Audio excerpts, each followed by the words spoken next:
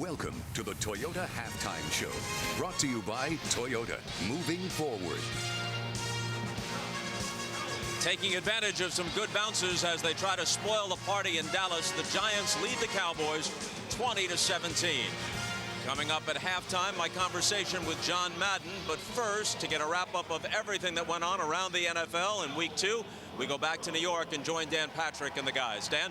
Thank you, Bob. You got 8 yards rushing from Brandon Jacobs. They got 12 yards rushing overall, and they're leading at halftime. Dan Patrick, my tag team partner Keith Oberman, of course, Tony Dungy and Rodney Harrison. Score a little deceptive there, isn't it? It really is. As you said, Dallas is dominating this game, but it goes back to what Chris and I talked about in the pregame. Tony Romo has to take care of the ball. Those 2 turnovers have negated all the good things they've done. And also the momentum of going into halftime, knowing you've dominated, but fluke plays. Oh, it completely demoralizes a team when you know you've dominated in the first half, and then you actually have to go into halftime knowing that you're down, and they completely dominated this game. All right, let's dive into the Week 2 highlights, Gail. We answer it with a different answer last Sunday night's question about Jay Cutler and Soldier Field. With 6:25 to go against the Steelers, Jay Cutler to Johnny Knox. Okay, the end zone now is Johnny Knoxville. A gold field goal decides it. Bears by 3. Ravens and the Chargers with 37 seconds left. Baltimore by 5. Ray Lewis says hello to Darren Sproles. Wraps that ball game up very nicely. The Cardinals and the Jaguars. Kurt Warner with an oddity today. He completed a record 92% of his passes, and he's 92 years old. There to Larry Fitzgerald. Cardinals 31, Jags 17. Sorry, Kurt, it was too easy.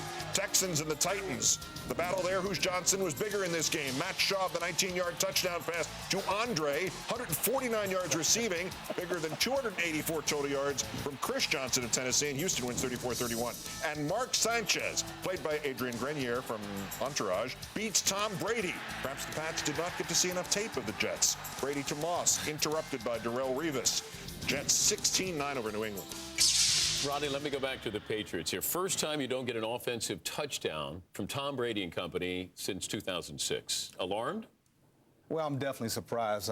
It's definitely not the offense of 2007. Let's not take anything away from the Jets' great defense. Tom Brady had ample chances to make plays and to get this team back into the game. He didn't make the plays. Revis did a wonderful job of shutting down Moss, and the run game was virtually nil. And without Mayo, they're not playing good enough defense to win without Tom Brady being big. I want to go back to Cutler because last Sunday night, as Keith talked about, here's Cutler. You were questioning his leadership. He got roughed up with the Packers 3-4. Steelers with the 3-4 defense. Looked like he was a little bit more comfortable there. Why? Jay Cutler showed me something today. He learned from last week. Got the same type of blitzes this week, but he was more decisive. He found the mismatches, and it helped that Troy Polamalu wasn't in there. He found his replacement, Tyrone Carter, a couple of times. Funny how that works. The Bears have Seattle coming up next weekend. Up next, Bob Costa's conversation with John Madden. But first, another installment of great moments in tailgating history with a look at how chicken wings first became a pro football institution. The Giants lead the Cowboys at the half, 20-17. Among the luminaries drawn to town for the game and the spectacle, John Madden, not broadcasting games for the first time in 3 decades. Yesterday, I spoke with the coach about a number of things, including his new life away from the booth.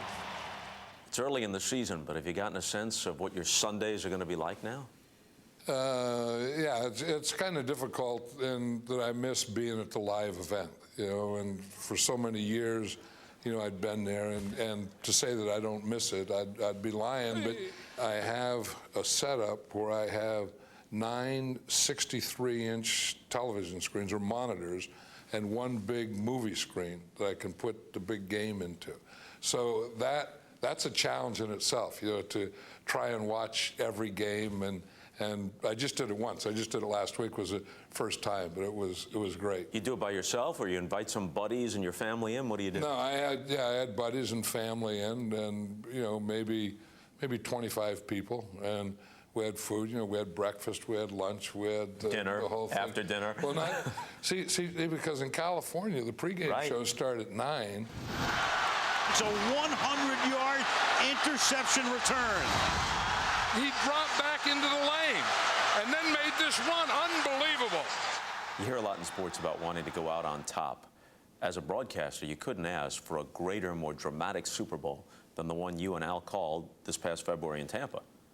Right, and that wasn't planned either. I mean, I always believed that when you say you're going to retire, you've already retired. So when I did that Super Bowl, when we went in there, I didn't have any idea. I mean, I didn't know this is the last game I'm ever going to do in my life. And I mean, that probably came when I made the decision. It was 2 months later, but it worked out pretty well. Unbelievable! Incredible! When you decide to retire, you're firm about it, you stick to it. Your guy, Brett Favre, not so much. Now he's back. What's your take?